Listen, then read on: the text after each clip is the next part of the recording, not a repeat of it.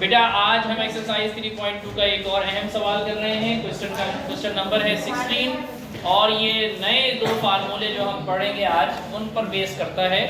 Formula क्या है बेटा? ये फार्मूला थोड़ा ट्रिकी है क्योंकि इसमें माइनस और प्लस की थोड़ी सी मिस्टेक हो जाती है बच्चों से। देखो मेरा बेटा a cube plus b cube बराबर है a plus b bracket close multiply, कोई दो ब्रैकेट के दरमियान कोई साइन नहीं है मतलब मल्टीप्लाई है, और ये वाले ब्रैकेट में a square minus ab plus b square. बिल्कुल ऐसे ही यहाँ पर भी इसका आंसर है a cube minus b cube का भी, लेकिन इसमें इधर माइनस है, इन दोनों जगह पर प्लस है, और प्लस वाले में इस जगह पे माइनस है, बाकी हर जगह प्लस है। ठीक है मेरा बेटा? बच्चे प्लस के फार्मूले को देख के हर जगह प्लस लगा देते हैं और माइनस के फार्मूले को देख के हर जगह माइनस लगा देते हैं। जैसे इससे पिछले दो फार्मूलों में उन्होंने पढ़ा है a minus B whole cube का फार्मूला क्या था? a minus B whole cube का फार्मूला था a cube minus b cube minus 3ab bracket a minus b। इसमें हर जगह माइनस था, प्लस वाले में हर जगह प्लस था, तो इसमें भी यही सोच के प्लस वाले में हर जगह प्लस लगा देते हैं, माइनस वाले में हर जगह माइनस लगा देते हैं। अब लिखना बंद कर दे मेरा बेटा, लिखना बंद कर दे। यहाँ पे माइनस वाले में सिर्फ एक जगह माइनस है, प्लस वाले फार्मूले में दो जगह प्लस है, सिर्फ एक, यानी दोनों फार्मूले में सिर्फ एक जगह माइनस है, दोनों फार्मूलों में सिर्फ एक जगह माइनस है आंसर में। इधर ये वाला माइनस है और यहाँ पर माइनस है, इस फार्मूले में ये इस जगह पे माइनस। अब मेरा बेटा इस तरह करेंगे कि दोनों का प्रोडक्ट निकालेंगे, इसका दोनों का प्रोडक्ट निकालना है, दोनों को मल्टीप्लाई करना है। दो ब्रैकेट को, दो अलजेब्रिक एक्सप्रेशन को मल्टीप्लाई करने का तरीकाकार क्या होता है? वो दो अलजेब्रिक एक्सप्रेशन को मल्टीप्लाई करने का तरीका ये होता है कि दोनों को मल्टीप्लाई किया जाए, सिंपल। लेकिन अगर इस पर कोई फार्मूला अप्लाई हो जाए तो हमारे लिए आसानी होती है। जैसे कि a प्लस b और a माइनस b में को मल्टीप्लाई करना है, तो असल तरीकाकार तो ये है कि a को पहले a माइनस b से मल्टीप्लाई किया जाए, फिर प्लस b को a माइनस b से मल्टीप्लाई किया जाए, फिर इसको सॉल्व करके एक आंसर निकाला जाए। लेकिन अगर आपको फार्मूला याद है तो आप a प्लस b और a माइनस b की जगह पर आप डायरेक्ट लिख सकते हो a square minus b square. तो प्रोडक्ट करना है तो असल तो तरीकाकार ये है, अगर बगैर फार्मूले के करना चाहते हैं, कि 3/2b को इस पूरे ब्रैकेट से मल्टीप्लाई करो, फिर 2/3b को इस पूरे ब्रैकेट से मल्टीप्लाई करो, फिर जो कटिंग हो रही है उसको काटो, जो प्लस और माइनस हो रहा है उसको प्लस या माइनस करो, फिर आखिर में एक आंसर आएगा। लेकिन अगर उसको हम फार्मूले की शेप में ढाल दें, तो फार्मूले का हवाला देके हम एक स्टेप में इसका आंसर निकाल सकते हैं। कैसे बेटा? इसको अगर हम a मान लें, इसको अगर हम b मान लें, तो ये क्या लिखा हुआ है? प्लस। तो हम इस फार्मूले की तरफ जाएं, a प्लस b,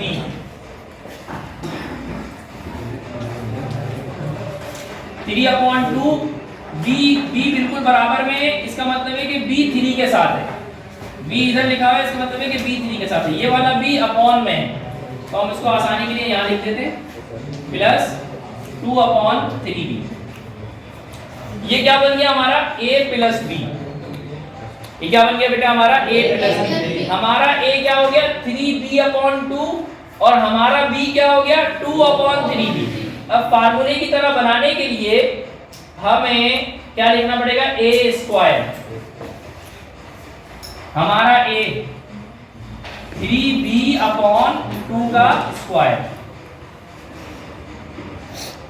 फिर लिखा हुआ है माइनस हमारा a 3b/2 और हमारा b 2/3b, और हम फिर ये फार्मूले का प्लस b का स्क्वायर, तो हमारा b क्या है बेटा? 2/3b का स्क्वायर। लेकिन मेरा बेटा ये जो मैं इक्वल टू यहाँ लगा रहा हूँ, इसका मतलब है कि ये वाला स्टेप इससे पहले वाले स्टेप के बिल्कुल बराबर है।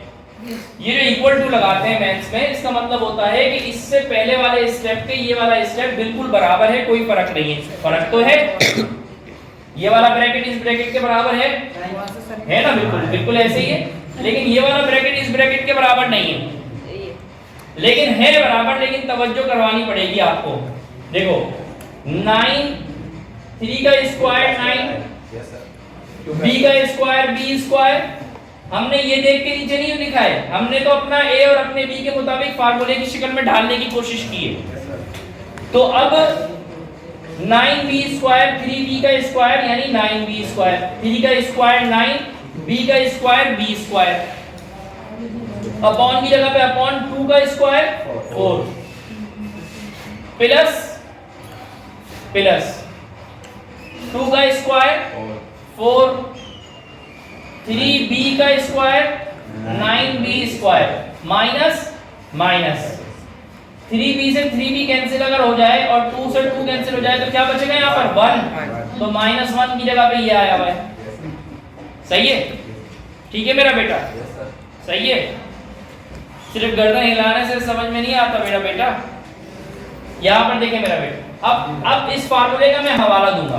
Since a cube plus b cube बराबर है a plus b bracket a square minus ab plus b square, चूंकि फार्मूले की राइट हैंड साइड हमारे सवाल जैसी बन गई है, हमारा सवाल फार्मूले की राइट हैंड साइड की तरह बन गया है, लिहाजा हम अपने सवाल को फार्मूले की लेफ्ट हैंड साइड की तरह बना सकते हैं।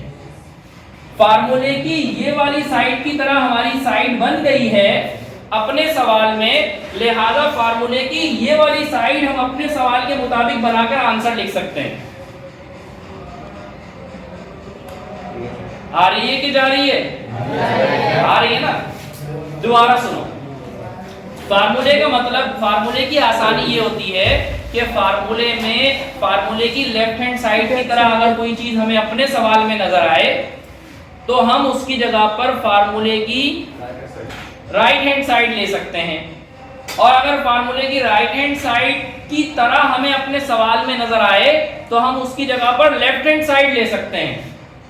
अभी ये जो सवाल बना हुआ है मेरा बेटा, ये जो चीज बनी हुई है इस स्टेप में, ये बिल्कुल ऐसे ही नहीं है जैसे ये वाला फार्मूला है, बल्कि हमने बनाते हुए सोचा ही ये था, बनाने की कोशिश ही इस तरह की थी, क्योंकि हमें नजर आ गया था कि इधर प्लस है और इधर एक जगह माइनस है, तो हमने इसके मुताबिक ये साइड में फार्मूला लिखा हुआ था, सही है, छुपा के अपने फार्मूला कहीं कोने कुदरे में लिख के उसी के मुताबिक इसको बनाने की कोशिश की, और फिर हम कह रहे हैं कि भाई ये तो ये बन गया, आप हमारा क्या कसूर है, हालांकि हमने शुरू से ही ये बनाने की कोशिश की थी।